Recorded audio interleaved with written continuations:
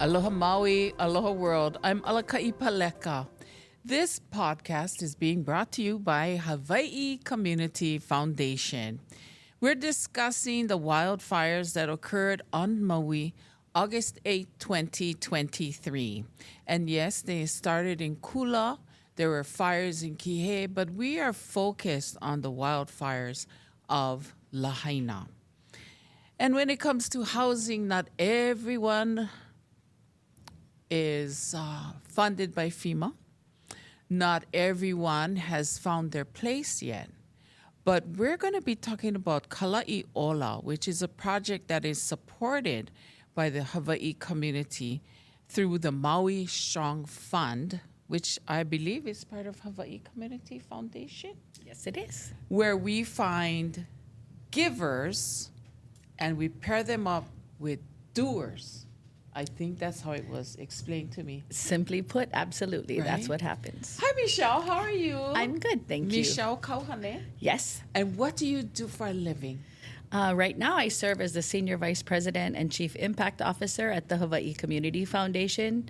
And so as it relates to Lahaina, we are managing the Maui Strong Fund and making grants to nonprofit organizations who are serving the community on the ground for those who have been impacted by the fire. So we're talking about Kala'iola today. Is it a housing? Kala'iola is a housing project that was a collaboration between government, state government, the nonprofit organization, the Strong Fund, to help for interim housing for those that have been displaced by the fire. And who developed the housing? The housing project is developed by a nonprofit called Home Aid in partnership with the Department of Human Services, the Community Foundation. And so it really took a whole group of us to get the project off the ground. And we have the quiet but efficient Joe Campos. Hi, Joe. How are you? Aloha. I'm doing well. Yourself? I'm great. Fantastic. And what are you in this partnership? So Is that what we're going to call it, partnership? Definitely, yes. It's been a whole of state approach. Oh, okay. Okay, so I'm Joseph Campos, Deputy Director, Department of Human Services. I've been the Deputy Director for the last 4 years.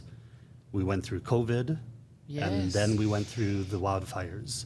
Wow. As we were looking at the governor's priorities, Governor Green's one of his top priorities is to ensure that people have adequate housing. And so when the entire town of Lahaina was decimated, Governor Green knew immediately that we needed to ensure that people who were impacted by the fires, either displaced or had economic impacts, they lost their jobs, they couldn't afford their rent anymore, that they were able to have a site that they could call home. It's a 5-year project. One of the important things to mention is that Kala'iola, a name gifted to us by Kumupueo Pata, means a place of peaceful recovery. So for the state, it was important that we provide individuals displaced and impacted by the fires a place where they could recover peacefully. So what happened was, we were part of the Joint Housing Task Force with the county. We looked at a variety of options. In December, we knew that we needed to act quickly, and it has been a whole of state approach with various departments of the state of Hawaii, Department of Human Services, Department of Transportation, Department of Hawaiian Homelands, HHFDC, Hawaii Housing Development Corporation, I believe. I always mix that up a little bit. But, it was an attempt to work together to make sure that we could provide housing. And then, of course, Hawaii Community Foundation, with their support in the tune of $40 million to help purchase the homes, has been an absolute, force. And together, we can definitely provide places for people to have a place for peaceful recovery. Why was this an important project, the Kala'iola housing, which was for families? Like everybody's situation is different, right? So this one is for those that weren't FEMA? Yeah, so there are several families who are not eligible for certain FEMA. criteria, whether Right. that's FEMA or Red Cross. And so this project really hyper focuses on helping those who are not FEMA eligible. Okay. We thought that the project was extremely important because without a stable roof over your head, it's very difficult to make decisions about work, about school, the uncertainty that families have been facing moving from hotel to hotel. And so we really did a significant contribution to say, how do we best stabilize families so that they can make decisions for themselves going forward?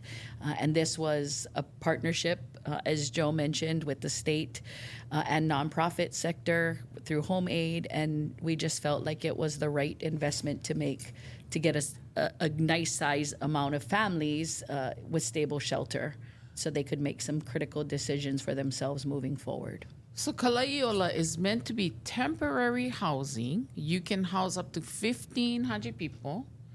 And it's 5 years? You said 5 years? Correct. So 5 is it a years. program? You go to classes, or you just have 5 years? Yeah, so one of the important things in the Department of Human Services vision for this project Yes. with the governor was to really have it be a human services approach. We wanted to ensure that we had a sense of community. So they're actually designed in a way that is sort of a U shape around a parking area. So you have 14 to 17 homes. And then within that cluster of homes, you also have smaller clusters so that if there's a multi-generational hana, they can be close together. So you have Okay. kupuna in one Right. unit and the nuclear family in another unit. It's, I think, Home Aid and CMND, along with Goodfellow Brothers, they did fantastic work in actualizing the vision that we had. And it is all designed to develop a sense of community. We will also be having a community center, a resiliency center, a health clinic. We're looking to provide childcare facility. And this is all to have people be able to put their lives back together and move forward. So even though it's a 5 year, is that the max a family can stay in this Kalaʻiola housing? What is the long-term benefits of Kalaʻiola? You want to go and then? Sure. I think the long-term benefit for Kalaʻiola is that it puts permanent infrastructure. Yes. And that infrastructure will later on turn over to the State Department of Hawaiian Homelands to address housing for the long run.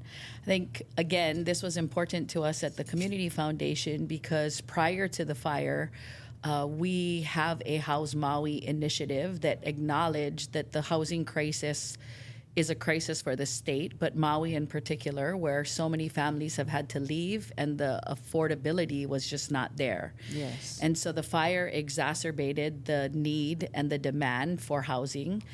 So this is really awesome. It helps to put make interim housing available for fire victims right now. Yes. But for the long term, that infrastructure will stay and it will address the housing for those who are on the wait list and to help DHHL move forward on its work, which cuts down approximately 17 years that it would take for all of that infrastructure to go in the emergency and in the crisis. We get to have that infrastructure that can be used again later. So Kalaʻiola is built on Hawaiian Homes land. So I'll address that. Yeah. Okay. So it's actually HHFDC land, Oh, okay. which will be transferred over to the Department of Hawaiian Homelands. Wow. And that's why it's really important that, it's an additional step to help DHHL Yes. provide the homes that are necessary for the beneficiaries. Wow, that's amazing. It is, right? It's a win-win I think for so. right now to address the immediate need and then the long-term need for us as a state to address the wait list of the Department of Hawaiian Homelands. So the fires happened August 8th, 2023. Yes. When did we decide to build Kalaʻiola? And already it's been a year since the fire. We're moving people in already? Yes. So immediately, Governor Green said, we need to figure out a housing solution. We were originally looking at a site in Launiopoko, but then due to a variety of issues, we were asked to move it to above Laʻi. And so that we started in December, late December, planning it. And then on April 30th, we broke ground. May 1st, the site work began. Amazing. And on August 9th, we were able to welcome the first 9 families. Wow. And it makes sense because Laʻi is the Hawaiian homes, Aina, in Lahaina. Yes. You know what's fascinating about this project, or what excites me about the project, is that when you listen to Joe talk about the timeline and how quickly we were able to get that moving. Amazing. We need to replicate that speed and that intensity to address the housing need for Maui and all of its residents. That we have a critical issue in front of us, that we must address the needs of those who were impacted by the fire. But how do we take that and replicate what we're doing now? Because the intensity of the housing need on Maui was there prior to the fire, and it's going to be there after the fire. And so how do we learn and really push forward to do the kind of speed and collaboration that we're doing now, not just for this crisis, but far into the future? And I would be remiss if I did not give a shout out to the mayor and to the county. Thank you. You know, they have done immense work to ensure that there were no roadblocks put up for us. You know, so that we were able to get through the permit process quickly, you know, things like the site work permit. So, you know, really just a thank you to the mayor as well and to the county. And hopefully, you know, they can look at this project as a means to maybe develop additional mechanisms to get the housing issue addressed. Oh, mahalo to everyone involved in the project. It's called Kalaiʻola. This podcast is brought to you by Hawaii Community Foundation, and we will continue our discussion on the housing that was exacerbated, I heard that word just a little while ago, by the Lahaina wildfires. But we need to talk about the housing situation on Maui no Ka'oi. I'm Alaka'i. We'll be right back.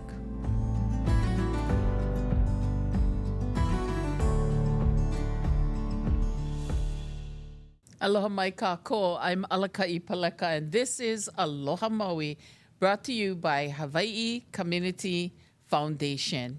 We're talking about Kalaiʻola, which is temporary housing that was built after the August 8, 2023 Lahaina wildfires. And we do acknowledge that there were also fires in Kihei and Kula. But today we're talking about Kalaiʻola, which is located near Laʻi, which is the Hawaiian Homes Project of Lahaina. And they have key partners like the state, the county, Goodfellow Construction built, but who developed? It's Home Aid. And today we have 2 people from Home Aid who will break it down for us. Aloha, Kimo. Aloha. Kimo Carvalho. Yep. Where are you from? From Big Island. Okay. Originally from Holoʻoloa, South Kona, and then eventually Keao. And then, where did you graduate from high school? Graduated from Damien High School, Monarch, on Oahu. And went to college at Tulane. Went to Tulane Medical School. Used to be a paramedic, and I decided to move home. And now I've been 20 years in health and human services and development. Because now you're the executive director of Home Aid. Yes. Now, Home Aid, I would have thought made blenders, right? Home Aid. We may someday. But you're actually a nonprofit developer, which means what? Yes. Exactly. Well, just to break it down, we build people, we build communities, and we build homes. And what that means is, we get involved in construction. We coordinate a lot of general contractors like Goodfellow Brothers, Nordic. We bring them together to design a plan. And that plan usually incorporates community input and making sure that, we're not just executing construction and just doing your traditional development. We really want to make sure that communities are designed intentionally to build people's ability to thrive in the environments that they're living in and the surrounding communities that they're a part of. And we want to make sure those communities are part of our communities as well. Indeed. And, yeah. I've heard you've had experience with disaster. I have. I was in Hurricane Katrina 19 years ago. And, In New Orleans? In New Orleans. And that was, quite an experience. I was a paramedic. And I was in Charity Hospital, and, we heard the levees broke. I saw everything from full disaster to full recovery. And I was there for about 5 years after. And our housing, Kala'iola, which helps families that maybe don't qualify for FEMA. Correct. Right? Yeah.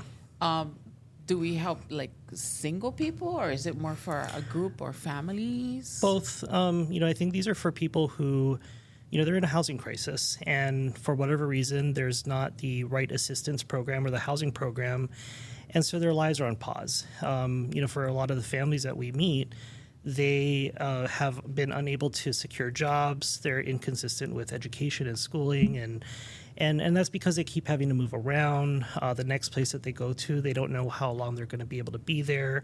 If they're crashing at one friend's house, they don't want to. They want to be respectful. They don't want to reclaim their belongings, Right.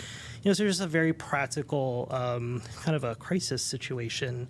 And so interim housing really becomes an investment to intervene on this situation, give them, yes, it's called temporary housing, but really a sense of permanent lifestyle so they really can rebuild, heal, recover from the disaster, and start working to their long-term permanent housing journey. And actually in Hurricane Katrina, what was interesting about that is, we saw that the FEMA trailers didn't quite necessarily result in long-term recovery. In fact, it costs the city of New Orleans almost about $750 million a year in health and human services. So it can become very costly when you do not invest in interim housing.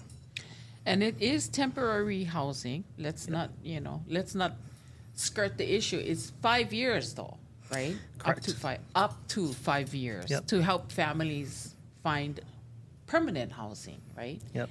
So, Kimo, you're the executive director for Home Aid, and you come to Maui and you hire a chick to be the senior project manager. That's boots on the ground. And when we say boots on the ground, this young lady is wearing boots. Yes, literally. And Literally. And that's why I hired her. Right. She, Kalewa is our future. There is not a lot of mana wahine here in the state of Hawaii that, leads in construction. And, when I met Kalewa, not only is she from, Maui and has roots in West Maui, but, she has the background, the education, the experience, and really the character that reflects our homemade brand as a nonprofit developer. And so I'm very proud and very excited to partner with her on this project and just really, really helping Maui Nui across the island. There is a special kind of caring and love that Maui people have for their own island. Absolutely. And this is Kalewa Bancaco. Aloha Kalewa. Aloha. Boots on the ground, girl. So you were raised in Kula. Yes. But Bancaco is Lahaina. Yes. Yes. Yep. So dad's side, my tutu grandma and tutu grandpa Yep. from Lahaina. Right. So spent all my weekends there growing up over there. It's the best, right? It is. It's the best. Lahaina is its own little community, hamlet, whatever you want to call it. You know everybody. You blue and white? Kamehameha? Yes. Okay. And then you went to college to become a senior project manager? So I went to college for engineering. Girl. Found out I love the construction industry. So I decided to focus on the construction management side. Okay, not the actual building. So the building So of it, you had to learn how to build house, carpentry, did. and all the girl. I did, yes. You watch now. Everybody gonna ask, "Oh, you can come help me build my bathroom, remodel my bathroom." You watch, girl. No. No. I retired that. Okay, That was okay. on a couple years. So where did you go to college? I went to UNLV. The party school. Little bit, yeah. But I made it. I made it through and graduated. Yay! So you are the senior project manager. What does that Yes. mean for Kala'iola? Because it went up really fast, but it's not shoddy, No. right? You Yes. made sure Yes. that these were built with quality, and Like the fires were just last year. Nothing gets built on Maui within a year. How did you make that happen, Kalewa? So a lot of it has to do with our partners. They're experienced and they just have a true compassion for helping the people of Maui. Goodfellow Brothers, like we said, Nordic, even CDF engineers. And we have CMND, our construction management firm, and even Karikopoi LLC. It really does take a village to get through all the normal challenges of building a development, and we could not have gotten here without each and every one of them. And Goodfellow is a good company. Oh, yes. They really care about their community. They do. They're first to show up, as well as others, but they're first to show up when you have fires, and it's only appropriate that they're the ones doing our site work, and they're really a sounding board for a lot of the decisions, and they get it that the goal is to move quickly and safely and provide housing. Yes. Kimo, when I asked you what was homemade, you said, the first thing you said was you built people. You didn't mention homes. So what are you talking about, the people that work for homemade or the people that live in Kalaiʻola? Both. I think, as a leader, you have to build a team, and it takes a team to build Kalaiʻola. But I started with people. Usually I say we build homes, we build community, and we build people, and I intentionally reverse that because for me it's always about the beneficiary of the communities that we are intentionally building for. And a lot of thought goes into that. In terms of you're talking about, just here on Maui, it takes a long time to build. And, this has been a year's experience for me. I combed with Joe Campos and the state, about 36 different lands to find the right parcel. We vetted over 134 different modular providers. And at the end of the day, people were always top of mind for me and the state and every one of our partners. And so, we make building make sense. We bring together people to do common sense development, to permit and approve things quicker and differently, but we never compromise on health, safety, culture, or environment. We just make sure we do common sense building. Health? But it always comes down to the people that we serve. Health, safety. Culture. Did you say culture? Absolutely. Maui And Nui, environment. And environment. Okay. And in Maui Nui, that's important because It is. a lot of, and that's why, as a nonprofit, bringing in, the sense of community and hearing from them what's important, we have to make sure that we're honoring their wishes. And when it came to archaeological monitoring, historic artifacts, these very important, sacred details as part of a development, we have to factor all that in. But we have to do it in a way that also expedites the process and moves fast. But it's always for the benefit of the people. And for this project in particular, and for all the Kaʻuhane projects that Homemade is working on, we know that these are people in crisis. These are people who need housing right away. The Sunday that we met the beneficiaries before the next week that they moved in, they were ready to move in right now. Right. That's how excited they are, and I think that drives us every day. It's the people who need to benefit from this, and it keeps us going. Thank you for taking culture into the criteria of where, how to build, and considering the families that actually go into these homes. Yep. It's temporary. It's 5 years. I think you can get yourself together in 5 years. After all, we're speaking of Lahaina, which they know everybody. Yeah. They know each other. And the design of the community was also to bring them together. It was really interesting. We had our key ceremony just 2 Fridays ago, and the FEMA folks that were there, and actually I knew a couple of them, but they were saying, they have never seen a development like this in the sense where we were intentional about building a sense of community. When we look at Kalaiʻola as a name, it is a place of peaceful healing and recovery, and we wanted to be intentionally about that. The design that, Kalewa and the team is leading, it's, you have pods and subpods that intentionally face each other, brings people together. Yeah. You have the amenities and the programs that allow them to access what they need so that they can participate and engage in their healing process. Nice. We anticipate that while the project might be very expensive upfront investment, there's going to be long-term savings because at the end of the day, we're going to see a decrease in human services. We're going to see more thriving people who engage in careers, who then contributes to this community and really develop thriving lives. With your ohana as part of Lahaina's texture, the Bancaco is big ohana in Lahaina. What gives you hope about the housing that you are managing for the future of Lahaina? Because this housing will stay in Lahaina and be turned over to Department of Hawaiian Homelands eventually for housing for people that are on the wait list maybe. So what does that feel like for you? It means everything. This is the most important job I think I'll ever do. Sorry. No, girl. It's okay. Because we have love for Lahaina. And you're doing a really great job of building these homes for families that were affected by the fire and for the future. You know, for the families that not going to have homes, they're on the waiting list. Yeah. So I know you're building with love, and you want to make sure that, you know, it's like Hawaiians when we eat. If you're mad, your grandma going to kick you off the table because you cannot be around a poibo or food when you're mad. Yeah. Right? So you know how it is. You're going to build with love and aloha because this going to last for a long time. Yeah.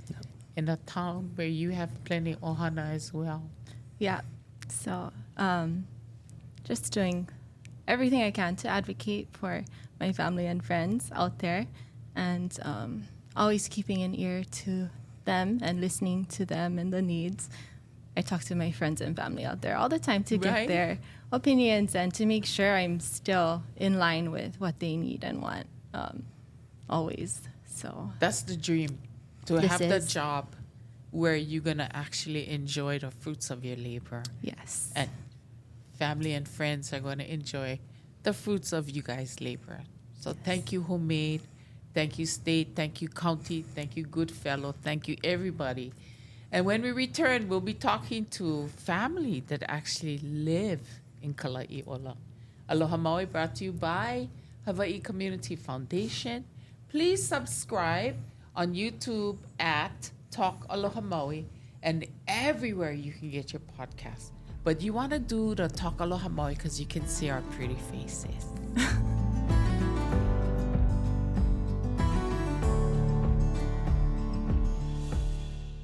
This podcast is brought to you by Hawaii Community Foundation. We're called Aloha Maui. I'm Alakai Paleka, and you can find us on YouTube at Talk Aloha Maui. Today we're talking about Kalai'ola.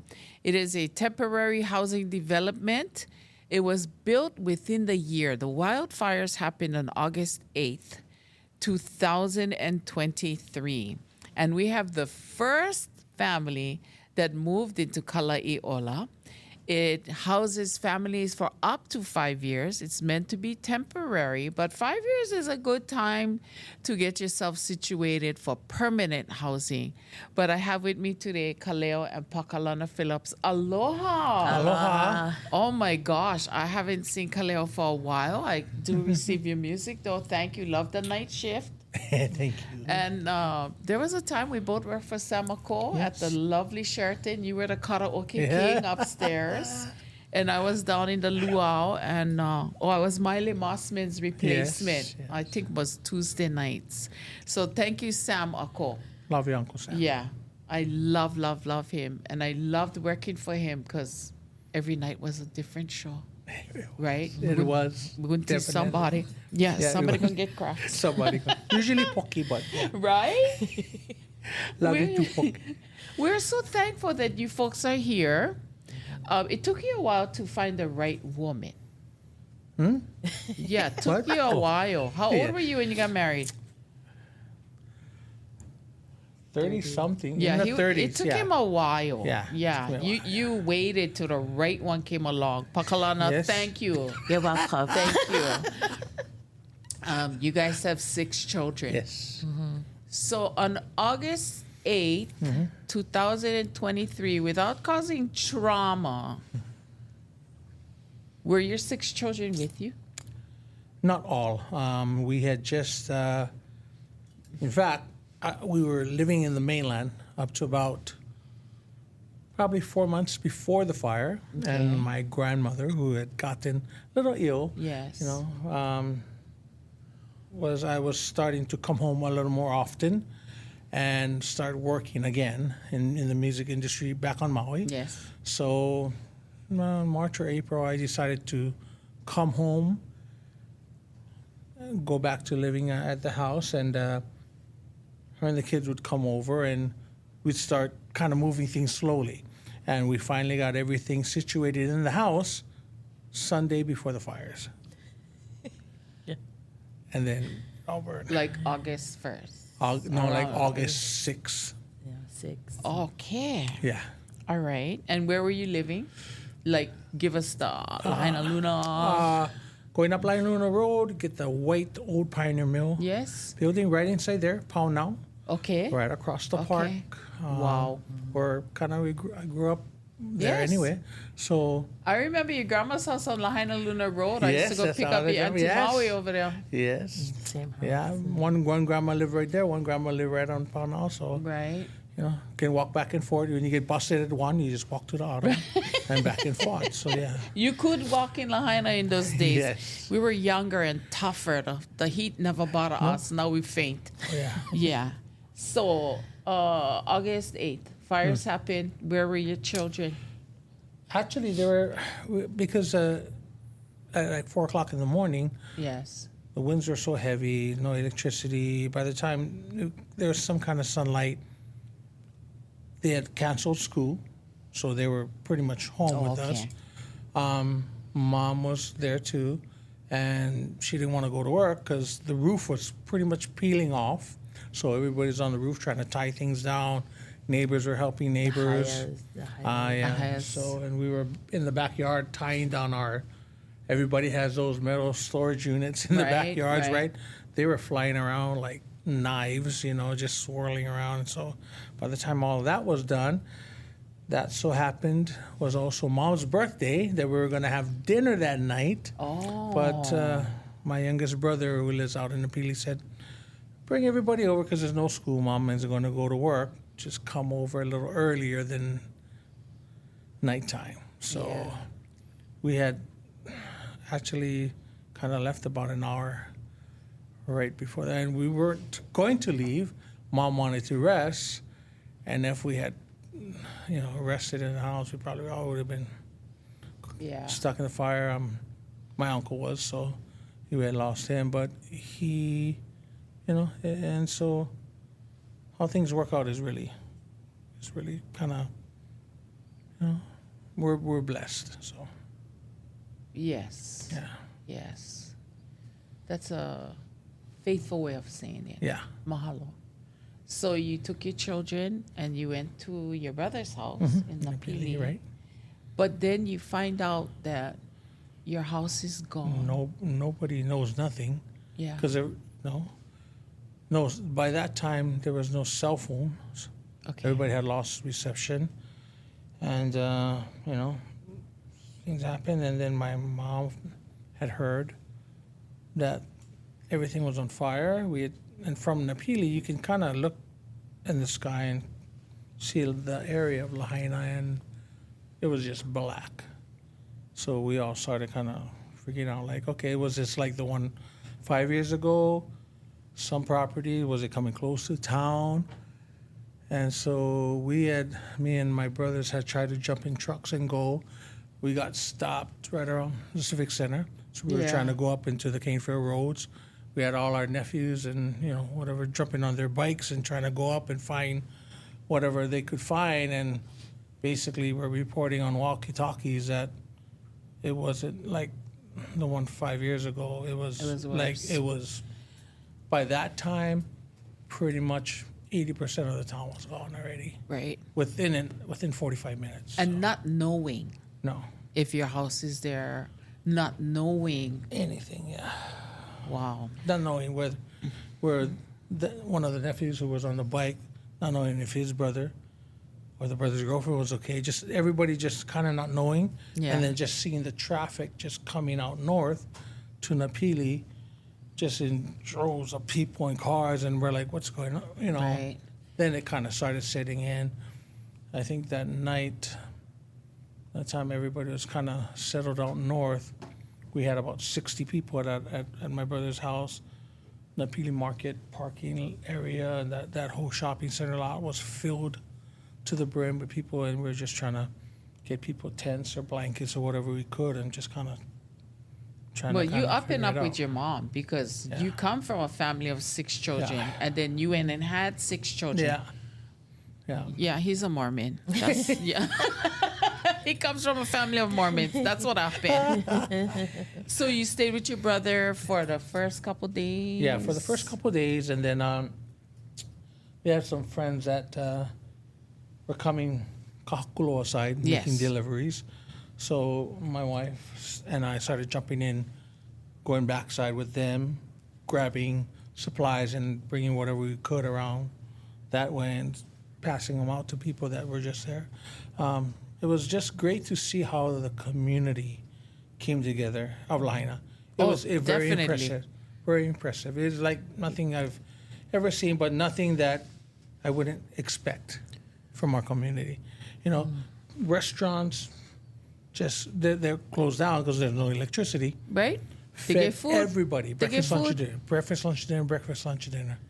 Everybody. I never had any doubt Lahaina would come through this fire, this disaster, Yeah.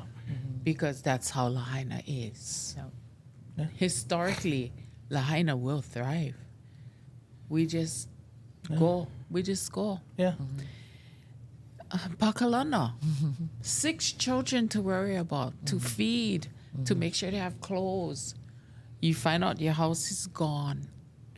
How did you find out about Kalai'ola? How did you know where to go and You know, how to? I have to say the county has been really wonderful in sending text messages, emails, really keeping us in the loop of what's going on, because that was the biggest thing after the fire was like, what's going on? There was like no communication. Yes. There was like, we all found out what to do by word of mouth, you know, and so for our county to set that kind of communication up with us is very key. And anytime they had sent something, I would just apply to whatever. Like, you don't even know what you apply for. Right. But I felt like after the fires, it was like a part-time to full-time job, just filling out applications. Yes. Because we were stuck in hotels and we didn't have a place to live. And we had, with FEMA, if you needed to get like a temporary housing, Yes. they call you one time, and if you don't answer the phone, they kick you off. And I'm a flight attendant, so I was in the air when they called, and then they kicked us off. So A few times. And so I have to like petition and submit all my evidence because I have a call log of everything, and have us put back on, because I had to fight with them that legally as a flight attendant, I cannot have my phone on because it's a Right. federal regulation. Right. So I was like, how are other people going to work? You most places you can't have your phone. So if you miss one call, that's silly, you know? And so throughout this whole year of just trying to stay on top of it, with the FEMA stuff, trying to apply for anything that's possible. We were fortunate. One of the places that we had, our first places that we had kitchen. But then the last place that we were moved to recently was rural Lahaina, and then FEMA stopped feeding everyone, so there's no kitchen. Right. So can you imagine having your whole family with kids, and there's no kitchen, no microwave, nothing to feed your kids? And Lahaina is expensive. Like, how am I supposed to feed my kids? You know? Right. So being in there and trying to figure out, like, school starting, like, they're saying we might have to move to Wailuku, not knowing like what school I'm supposed to register our children to. And then this blessing occurred and we were accepted, and to be able to live in Lahaina has been such a blessing, especially because Kaleo works in Lahaina, and the kids want to go back to school in Lahaina, and so it was such a blessing for us to be able to get that, because we thought we were going to have to move to the other side. Who gave you your keys?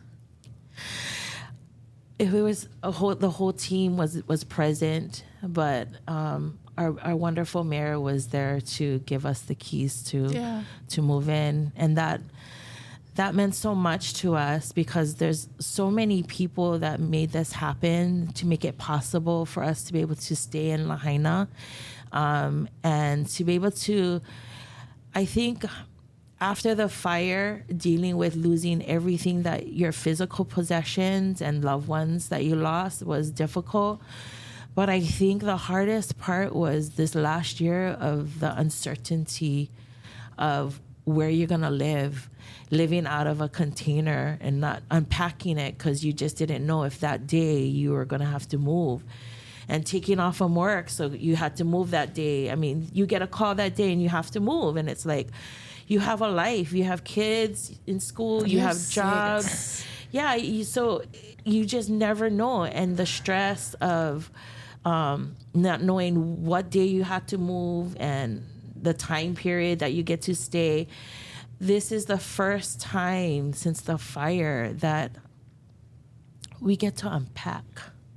When they finally gave you your keys in your hand, because it's not until those keys are in your hand you don't know. Still. You don't know, because the whole year Has we've been gone waiting. by. We've been going. We do this. We apply. Living out of containers. I mean, those yellow and black containers. Or the action packers Exactly. with the locks on top. Yeah, because you just never know. When they put those keys in your hand, what did that mean for you as a mother of 6 children? I think it was a peace of mind that we finally have some place to call home for the next year or so, or 5 years. At least, like, we have a place.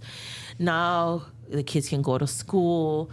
Now we don't have to worry. We can unpack our things and make a home. Yes. And you are 8 people wide for your family, right? Mm-hmm. So you don't fit comfortably in a 3-bedroom. So what happened?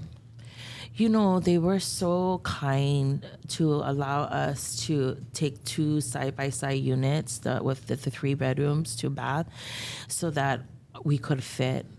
I mean, we would in a 2-bedroom or in just one hotel room. So even the 3-bedroom, I felt like that was a blessing.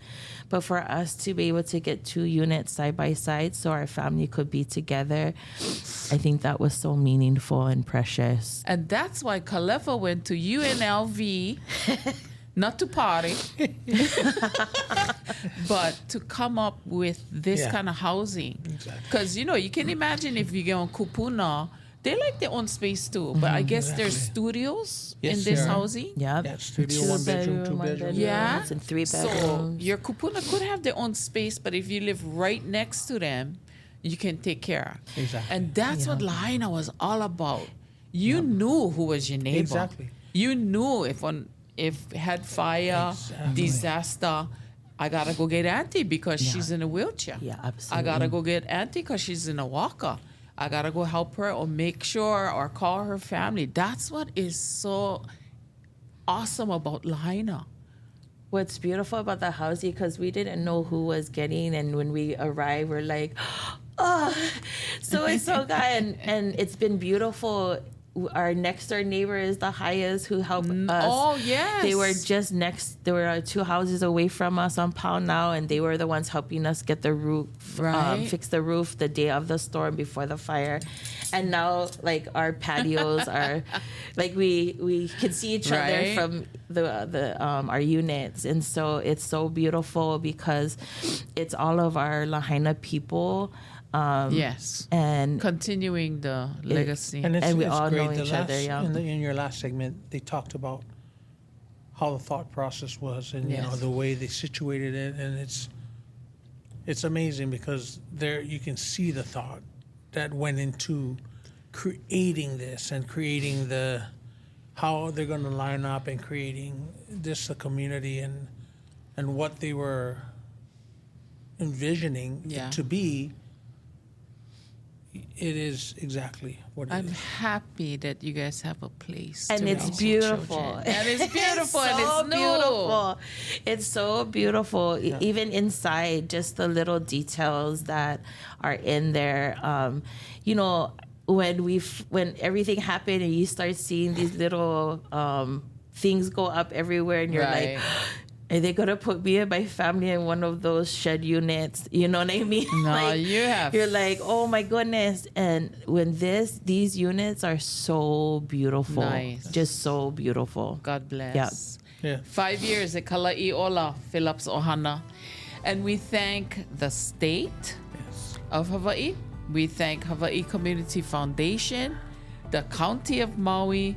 We thank our developers, Home Aid, and we thank the builders, everybody that came together to create this housing, Kalaʻi in a year. Aloha Maui, brought to you by Hawaii Community Foundation, where we show our aloha for Maui.